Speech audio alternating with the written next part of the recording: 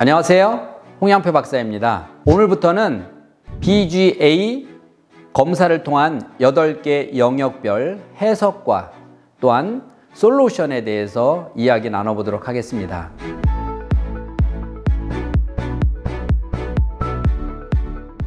누차 제가 얘기했지만 우리의 뇌는 이렇게 좌뇌와 우뇌로 나눠져 있고 그 가운데 끈적끈적하는 뇌량이라는 걸로 이렇게 나눠져 있습니다. 그 안에는 뇌 기능과 구조로 볼 때는 이렇게 엄지를 집어넣고 이렇게 잡은 게 이게 뇌 같아요. 이 겉피질이 대뇌피질, 우리가 봤을 때 쭈글쭈글한 부분 있죠? 이 부분을 말하는 거고요. 그 쭈글쭈글한 부분을 이렇게 걷어내면은 가운데 여기가 중이뇌 그럽니다.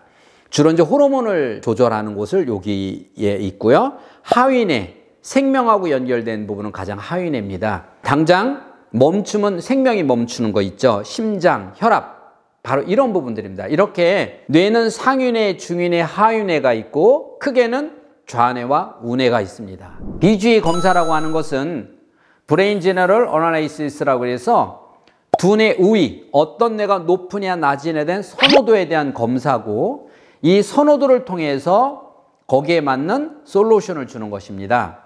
특별히 저희 연구소에 와서 어떤 검사하냐고 사람들이 많이 물어보는데 이렇게 BGA 검사와 뇌파 검사를 하게 되어 있습니다.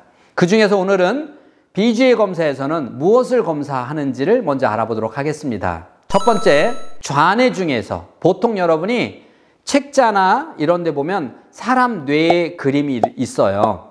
가만히 그림을 들여다보면 공통점이 뭐냐면 좌측입니다. 오른쪽이 아니라 대부분 좌측이에요. 이 좌측 안에는 여러 가지 기능들이 숨어 있기 때문에 보통 이게 좌뇌를 보여주거든요. 그 중에서 전두엽 부분에 이렇게 관자놀이 위에 여기쯤에 위치하고 있는 것이 하나가 있는데 이것을 브로카 영역 그럽니다. 이 영역은 우리가 이미지 언어라고 말합니다. 자, 보세요. 하나는 동적 언어, 하나는 이미지 언어. 자, 과연 어떤 차이일까요? 동적 언어는 얼리는데 들리는 언어입니다. 이미지 언어는 언어인데 들리지 않는 언어입니다. 그래서 저는 이걸 생각, 그래서 추상력 이렇게 말을 하고요. 얘는 언어, 그래서 언어 사고력 이렇게 검사 도구에 표현을 했습니다. 먼저 베르니게 영역과 언어 영역은 많은 사람들이 얼마나 높으냐 낮으냐를 물어보는데 베르니게와 언어 사고력은 얼마나 높으냐가 중요한 것이 아니라 얼마나 이 두 가지가 유기적 관계, 즉 나란한 선에 있느냐가 중요한 겁니다. 그래서 뇌는 최소량의 법칙이라고 얘기를 하는데 예를 들어서 이쪽에 이렇게 큰 나무가 있는데 두 사람이 든다고 가정을 해볼게요.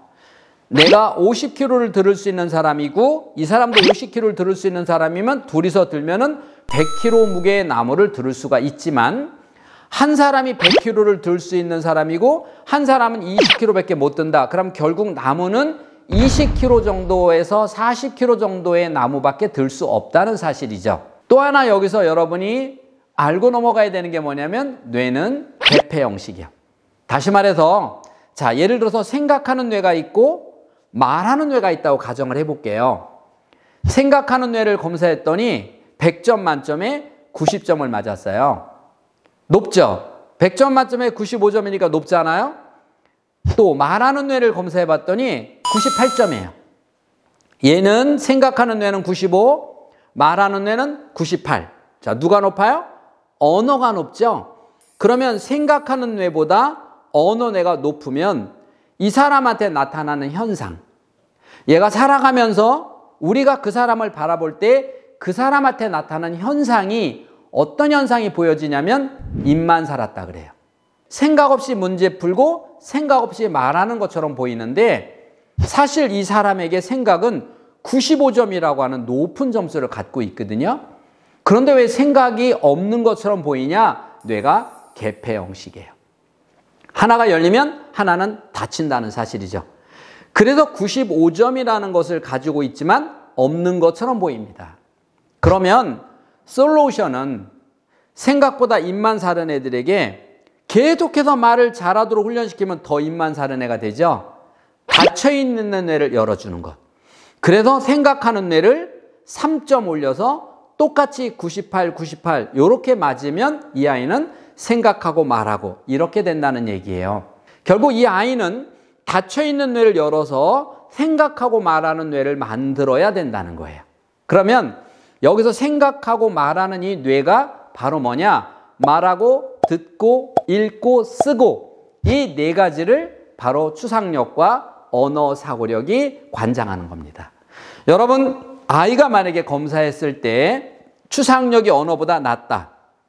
그러면 추상력이 없는 것처럼 보이죠? 그래서 생각이 없는 것처럼 보이는 거예요. 그리고 이 아이가 초등학교로 이렇게 올라가면 그 다음 얘한테 나타나는 현상이 뭐냐면 생각 없이 입만 살았기 때문에 덤벙거리겠죠.